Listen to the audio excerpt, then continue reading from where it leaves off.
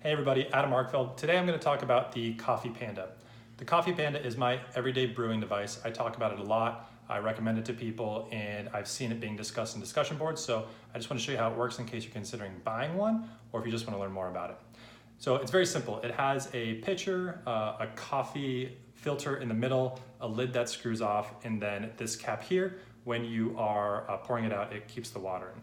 So this is what I store it. This is how I store it. If I'm going to be making cold brew, I really only do like two things. So I take this off and then you put the coffee, you just fill this middle cylinder with your cold brew, with the coffee grounds that are coarsely ground, and you just fill it to the top. And then I just take water, filtered water, and I pour it through the top, through the grounds, and then it seeps through the grounds and then it just starts to fill all the way up to the very top. And that's it. Then you just put it in your refrigerator for 12 hours or 16 hours or 24, however long you want to brew it, and it just sits in your refrigerator. The coffee grounds are sitting within the water, making your cold brew.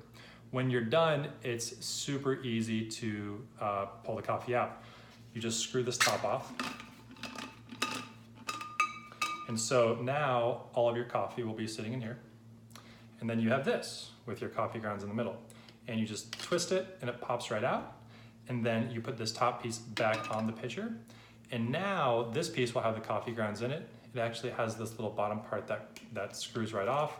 You put it in your sink and you run water through the top and it'll just push the coffee grounds out, and it's really, really, really easy to clean. You take this, you put it back in your cupboard until you're gonna make it next time. That stays out of your coffee. Now, when you have pulled that out, you're gonna have this pitcher filled with cold brew, and it's gonna have about a fourth of it is gonna be empty because you pulled out the coffee grounds. I know some people actually fill that with more water. It dilutes it a little bit more. I believe the ratio is 5 to 1, or maybe it's 10 to 1. I know that Justin told me at one point in time, but it's not incredibly strong.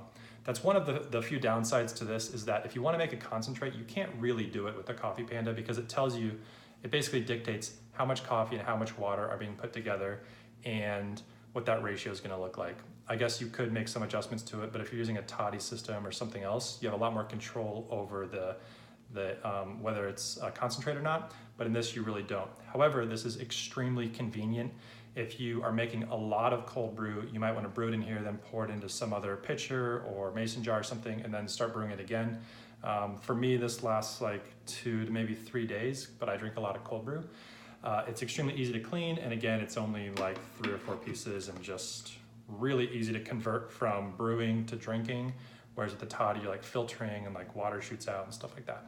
So if you're considering the Coffee Panda, I'd highly recommend it. I use it all the time. It's my daily brewing device, and it's amazing. So check it out. Thanks again, Adam Arkfeld, and please comment if you have any questions.